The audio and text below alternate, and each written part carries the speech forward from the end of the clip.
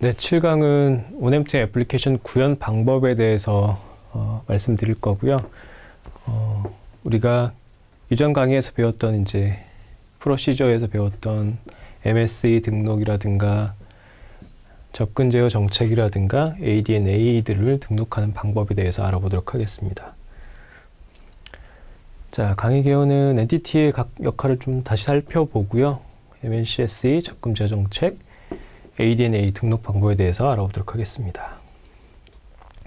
자, 이 구현에 실제로 들어가기 위해서 몇 가지 전제 조건들이 있는데요. 뭐 주요한 건 보면 일단은 포트 번호는 8080으로 정하고요. IP 주소도 이제 독립적인 자체 주소를 다 가진다고 가정을 하겠습니다. 그리고 이전 강의에서 했던 그 프리미티브들, 메시지들을 XML 직렬화 한다고 가정을 할 거고요. 그리고 프로토콜 중에서 애플리케이션 레이어 프로토콜 중에서 HTTP 바인딩을 사용한다고 가정을 하겠습니다. 자, 그리고 그 A들은 A의 식별자는 앞에 이제 C를 붙여서 사용하도록 할 거고요. 그리고 기본적인 접근 제어 정책 INCSE 같은 경우에 이미 만들어져 있다고 가정을 할 겁니다.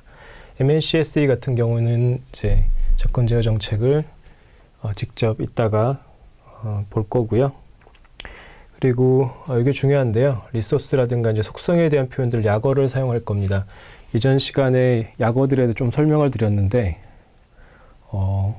기억이 안 나실 것 같아서 이번 시간에 몇 가지는 이제 소개를 드리고 할 건데요. 필요하시면 규격을 다시 여러분들이 보시고 참고를 하셔야 될 것 같습니다. 자, 주소 같은 경우에는 DNS 서버에서 유일한 IP 주소를 할당해 준다고 가정을 할 겁니다. 그리고 이제 URI를 INCSE는 이렇게 쓴다고 가정을 하고 MNCSE는 이렇게 쓴다고 가정을 하겠습니다. 그리고 소문자로 INCSE라고 쓴 것은 CSE ID, 인프라스트럭처 노드에 대한 CSE ID로 쓸 거고요. MNCSE는 미들노드 CSE에 대한 ID로 사용하도록 하겠습니다. 자, 그리고 한 가지 더 이제 컨텐츠 인스턴스의 이제 컨텐트, 실제로 데이터가 되겠죠. 예. 데이터가 여기에 들어갈 텐데 데이터에 대한 모델을 정의를 해줘야 됩니다. 여기서는 간단하게 그냥 조명을 켰다 껐다 하기 때문에 그냥 on, off 이런 식으로 할 거고요. 실제로 코드에서는 이제 이 부분 없고 CON으로 표시를 해서 쓸 겁니다. 그래서 컨텐츠가 on, off 이런 식으로 데이터를 모델링해서 쓸 거고, 여기에 이제 XML 우리가 직렬화를 했기 때문에 XML 표현 안에 이런 식으로 들어가게 될 겁니다. 자, 그리고 리소스 구조, 리소스 트리를 만들어야 되는데요. 애플리케이션 개발할 때 항상 리소스 트리를 만들어줘야 됩니다. 인프라 스트럭처 노드에서 CSE 또는 미들 노드에서 CSE, 요 CSE 아래에 이제 리소스 트리가 형성이 되게 됩니다. 자, 그래서 우리가 가정하고 있는 일단 인프라스트럭처 노드에 대한 CSE 리소스 구조를 먼저 살펴볼게요. 우리가 정해놓은 그 아키텍처가 잘 기억이 안 나실 텐데 이렇게 되어 있죠. ADNA가 하나가 있고 또 ADNA가 하나가 있고, 이게 조명이죠. 조명 두 개가 있고, 이게 MNCSE랑 연결되어 있고, MNCSE는 MNA랑 연결이 되어 있고, 이 MNCS는 인프라노드 CSE랑 연결이 되어 있죠. 그리고 인프라노드 CSE는 인프라노드 A랑 연결이 되어 있습니다. 자, 이 구조를 좀 생각을 해보시면 이제 인프라노드 CSE가 가지게 되는 리소스 트리는 여기 MNCSE랑 INA를 가질 수 있습니다. 그래서 이렇게 리소스 트리를 MNCSE, INA를 갖도록 리소스 트리를 만들어 줘야 됩니다. 그리고 리소스3에서 INCSE를 CSE 베이스로 시작을 하게 되고, MNCSE는 리모트 CSE에 시작을 하고요. 얘가 이제 CSE 베이스가 되고요. 그리고 MNCSE는 리모트 CSE죠. 리모트 CSE 하나랑 INA 하나로 이렇게 리소스3를 구성해야 된다라는 것을 알 수가 있고요. 뒤쪽에 MNCSE도 리소스3를 만들 텐데요. 얘 같은 경우에는 여기 MNA, ADNA, ADNA1, 2 이렇게 요것들을 이제 리소스3 값으로 가지게 될 겁니다. 자, MNCS도 한번 보죠. 뒤쪽에서 이 내용은 참고로 읽어보시면 될 것 같고요. 자, MNCS도 리소스 구조를 가지고 있을 텐데, 일단은 접근 제어 방식을 리소스3에 생성을 할 거고요. 그 다음에 조명들을 위한 ADN A1, ADN A2 이렇게 생성을 할 거고, MNA 2는 필요 없는데 MNA가 있을 수 있고요. 그리고 그 밑에 ADN A1 밑에 라이트 1이라고 해서 이게 컨테이너입니다. 컨테이너를 형성할 거고요. 이 컨테이너 밑에 컨텐트 인스턴스들이 형성이 될 수가 있고요. 데이터가 업데이트 될 때마다 이런 컨텐트 인스턴스들이 생성이 될 거고요. 서브는 나중에 보시겠지만 서브스크립션 리소스입니다. 라이트 2도 마찬가지로 뭐 컨텐트 인스턴스라든가 아니면 서브스크립션 같은 것들이 하위에 놓이게 될 수 있습니다. 그리고 M&A 같은 경우에는 이제 그룹 1, 2를 두고 뭐 이게 그룹에 있는 멤버들이 어떤 것인지 알아내는 그룹이랑 뭐 그룹에 있는 데이터들을 제어할 수 있는 그런 그룹을 형성해 낼 수가 있습니다. 이런 리소스 트리를 갖추고 나서 이제 모든 것들이 메시지를 주고받는 것들이 이루어지게 됩니다. 자, 엔티티의 역할들 다시 한번 좀 보죠. 그 INCSA는 서비스를 해주는 이제 원엠팀 서비스 플랫폼이고요. 얘가 하는 일을 보시면 스마트폰 애플리케이션인 INA와 홈 게이트웨이인 MNCS도 이제 등록 요청 처리해주고요. 리모트 CSE 홈 게이트웨이죠. MNCS에게 INA 즉 스마트폰에서 INA에서 오는 것들을 이제 알림을 주는 역할을 해주게 됩니다. 그리고 리모트 CS인 홈 게이트웨이 애플리케이션인 MNA, MNCSE 위에 올라가는 거죠.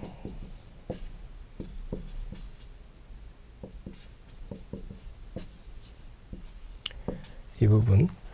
자, 이것의 역할은 보면은 MNCS의 홈 게이트웨이 애플리케이션을 등록을 해주고요. 그 다음에 접근 제어 정책을 생성을 하고요. 그 다음에 그룹 리소스를 생성을 해주고요. 그리고 디스커버리 같은 기능들이 될 수 있고, 이제 조명 상태 표시 등등의 역할을 해줄 수 있게 됩니다.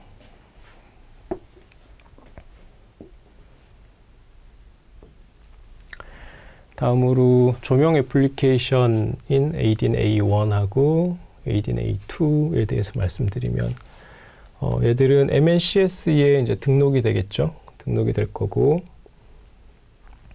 아까 말씀드린 컨테이너 리소스 라이트 1, 라이트 2, 또 접근 제어 정책에 따라서 이제 생성이 될 거고요. 이 컨테이너 아래에는 뭐 서브스크립션, 아까 서브라고 보셨던 서브스크립션 1, 2가 생성이 될 거고요. 아까 그림이 틀렸었네요. 1, 2입니다. 그리고 초기 조명 상태를 가진 뭐 컨텐트 인스턴트 리소스들이 생기게 됩니다. CI는 아까 그림에서 표시했던 부분들이 리소스들이 생성이 될 수 있습니다. 그리고 스마트폰 애플리케이션 같은 경우에는 INA죠. 얘는 인프라노드 CSE, 즉 원M2M 서비스 플랫폼하고 직접적으로 통신을 할 수 있죠. 이 같은 경우에는 INCS에 이제 자기를 등록해달라고 이제 요청을 할 겁니다. 그리고 이 스마트폰 앱 자체가 집에 있는 라이트 1, 라이트 2, 여기 위에 있는 ADIN-A1, ADIN-A2에 대해서 이제 디스커버리, 찾아낼 수 있게 될 거고, 이 조명들의 상태를 디스플레이하는 것들이 있을 수 있고요. 그리고 사용자부터 명령을 받아서 이 조명 상태를 변경, 즉 ON을 시키거나 OFF를 시키는 게 할 수 있겠죠. 근데 각각의 조명을 개별적으로 할 수 있고 그룹을 형성해 놨기 때문에 이 그룹을 한꺼번에 그룹에 있는 멤버들 한꺼번에 제어할 수도 있겠죠. 다중 조명 제어 같은 것도 가능합니다. 자, 먼저 MNCSE 등록 절차부터 보겠습니다. 자, MNCSE가 이제 INCS에 나를 등록해 주세요 하고 요청하는 겁니다. 그래서 포스트 메시지로 쓸 거고요. 자, 호스트는 인프라 노드 쪽으로 하고 포트는 아까 8080으로 하기로 그냥 약속을 한 거죠. 자, 그리고 요청하는 오리진, 요청하는 애는 MNCSE가 요청을 하는 거죠. INCSE한테 요청을 할 겁니다. 그리고 여기 보시면 타입 16, 컨텐트 타입을 보면 타입 16으로 되어 있고요. 타입 16이라는 것이 뒤쪽에 나와 있는데 레지스트레이션을 얘기를 하는 겁니다. 요거를 잠깐만 볼까요? 타입 16 레지스트레이션 하는데 타입 16은 리모트 CSE를 등록해 달라는 얘기입니다. MNCSE가 리모트 CSE이기 때문에 이걸 등록해 달라고 하는 거고요.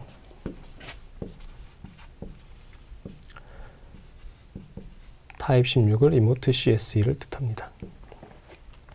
자, 그리고 이제 XML 직렬화를 했다 그랬죠. 요 바디에 이게 들어가게 되는데 약어들이 굉장히 많이 나옵니다. 여기서 M2M하고 땡땡하고 CSE라고 하는 것은 리소스 타입이 리모트 CSE다라는 것을 뜻하는 거고요. 다음에 여기 이제 어트리뷰트로 RN이라는 것은 리소스 네임을 뜻합니다. 그래서 홈 게이트웨이라고 리소스 네임을 쓸 거고요. 다음에 CSI 같은 경우에는 얘가 CSI ID입니다. 우리가 아까 썼던 MNCSE로 쓴 게 CSE ID고요. CB는 CSE 베이스를 뜻하는 거고요. RR는 리퀘스트 리처빌리티를 뜻하는 거고, 리퀘스트를 받을 수 있게 되는 거죠. POA는 포인트 오브 액세스라는 뜻입니다. 그래서 이렇게 이쪽으로 리퀘스트를 받을 수가 있겠죠. CST는 이제 CSE 타입을 뜻합니다. 자, CSE 타입도 잠깐 보면 2번이 MNCSE이고요. 1번이 INCSE이고 3번이 ASNCSE를 뜻합니다. 그리고 ACPI는 자, Access Control Policy ID입니다. 자, 이렇게 요청 메시지를 MNCSE가 INCSE로 보내게 되면 INCS에서 내부적인 처리를 거쳐서 응답을 보내겠죠. 자, 응답을 보냈는데 HTTP 메시지로 응답 메시지 201 원M2M 쪽에서는 레스폰스 메트 2001이 되겠죠. 잘 만들어졌다라는 것을 알려주는 거고요. 그리고 리퀘스트 보낼 때 여기 아이디가 있으면 거기에 맞는 네가 보낸 리퀘스트 여기에 대한 응답으로 보낸다라고 알려주는 거고요. 그리고 실제로 이제 이 리모트 CSE가 만들어진 위치를 리턴 값으로 보내주게 됩니다. 그래서 이 등록 절차가 제대로 됐다라는 것을 알려주는 거고요. 다음으로 넘어갔고요. 다음으로 접근 제어 정책을 말씀드리겠습니다. 이 내용은 참고로 읽어주시면 될 거고 뒤쪽에서 코드를 한번 살펴보죠. 자, MNCS에서 접근 제어 정책 ACP1이라는 건 이제 생성하는데요. 이거 생성하는 절차를 보도록 하겠습니다. 아까 우리가 포스트 매치에서 홈 게이트웨이에다가 보내는 거죠. 보내는 놈은 C 게이트웨이 A, 즉 MNA가 요청을 하는 거죠. MNA가 누구한테 보내냐면 MNCSE한테 요청을 하는 겁니다. 자, 그리고 타입이 보면은 1번이죠. 아까 보셨지만 1번이 접근 제어 정책입니다.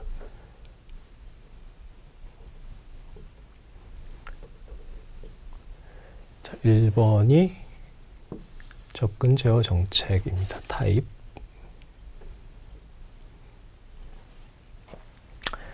자, 그리고 리소스 리퀘스트 아이디 이렇게 주고요. 다음에 여기 ACP라는 게 들어가는데 여기에 리소스 타입이라고 ACP를 나타내고 PV라는 것은 뭐 프리빌리지, ACR은 이건 어트리뷰트, 그러니까 리소스에 대한 속성 이름들이고요. 다음에 여기 ACR이라는 것은 속성 아래에 놓이는 컴플렉스 데이터 타입 멤버들을 뜻합니다. 그래서 ACR은 Access Control Rule 뜻하는 거고요. ACOR은 Access Control 누가 요청하냐, 요청자들이 누구냐라는 걸 뜻하는 겁니다. 여기 나와 있는 홈 게이트웨이라든가 C 게이트 A, 즉 MN A, 이건 MN CSE, 이거는 ADN A1 2 이런 것들을 요청할 수 있는 거죠. 이거는 INCSE 스마트폰 A들이 요청할 수 있고요. 그리고 여기 보면은 액세스 컨트롤 오퍼레이션이 있고요. 이게 63번으로 되어 있는데 63번이 뜻하는 거는 여기 보시면 액세스 컨트롤 오퍼레이션이 있고요.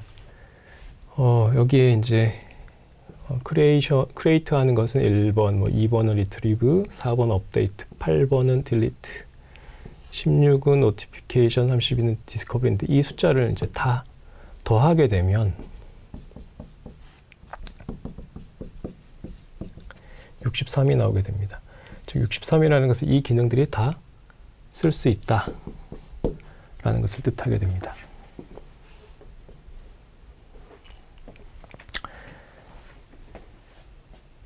자, 그리고 PVS라든가 이런 것들을 정의를 해서 보내게 되고요. 이렇게 보내게 되면 접근 제어 정책 ACP가 잘 생성이 되면 위치가 이렇게 리턴이 되게 됩니다. 잘 생성이 됐다고 하는 메시지와 함께 이렇게 생성된 위치가 표시돼서 나오게 됩니다. 자, 다음으로 ADNA 등록하는 과정을 볼 텐데요. ADNA1이든 ADNA2든 MNCS에 이제 등록을 얘들이 요청을 하게 되겠죠. 등록해 주세요 하고 요청을 할 겁니다. 그래서 여기에다가 MN에다가 요청을 하겠죠. 메시지는 포스트에서 이렇게 요청을 하면 되고요. 오리진은 이렇게 C를 붙이는데 나중에 앞서 C를 붙인다고 말씀을 드렸는데 결과로 이렇게 A 앞에다 C가 붙어서 나오게 되게 됩니다. 자, 여기 타입 2 같은 경우에는 AE를 뜻합니다. A를 컨텐트 타입 2 리소스 타입 2를 생성해달라고 하는데 이게 A를 뜻하는 거고요. 자, 여기에 리소스 타입 A 그리고 API는 앱 아이디를 뜻합니다. 자, 이런 부분들을 이제 궁금하시죠? 알라린 POA, ACPI 이런 것들은 이전에 말씀을 드렸었고요. 요 접근 제어 정책으로 접근을 하게 되고, 이런 것들이 궁금하시면 여기 밑에다가 저희가 레퍼런스를 다 달아놨어요. 그래서 이 부분을 찾아서 확인해 보시면 좋겠습니다. 그래서 ADNA를 등록할 때 이런 식으로 포스트 메시지를 보내서 ADNA들이 보내고요. MNCS에 거기다 응답을 보내게 되죠. 이렇게 응답 메시지가 오게 됩니다. 자, ADNA2도 유사한 과정으로 생성이 될 수 있고, 이게 뭐 특별히 ACPI는 동일한 접근 제어 방식으로 이제 요청 메시지를 보내고요. 거기에 대한 응답을 받을 수 있습니다. 당연히 위치는 다르겠죠. 이전에 했던 ADNA1하고 위치는 다르게 됩니다.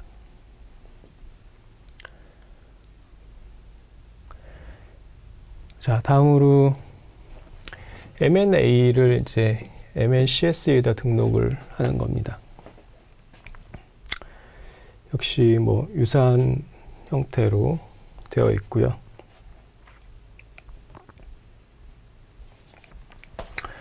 뭐 리소스 네임은 게이트웨이 A로 할 거고요. 역시 접근 제어 정책은 뭐 동일하게 해서 보내게 됩니다. 자, 유사한 과정이고요. 생성된 위치는 당연히 다 다르겠죠. 이렇게 구분을 해줘야 됩니다. 자, 그리고 INA, 즉 스마트폰 앱이죠. 앱을 INCSE한테 1M2M 서비스 플랫폼에 등록해주는 과정이고요. 얘는 당연히 요청을 INCSE에 하겠죠. CSE 요청을 할 거고요.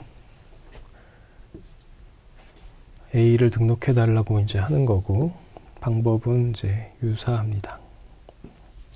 접근 제어 정책은 MNCSE랑 다르게 INA는 이 접근 제어 정책을 미리 가지고 있다고 우리가 아까 가정을 했었습니다. 전제 조건에서 가지고 있다고 보고, 이런 접근 제어 정책으로 등록을 요청하는 거고, 거기에 대한 응답이 오게 되죠. INCSE 밑에 이런 것들이 A가 이런 위치에 생성이 된다라고 보시면 됩니다.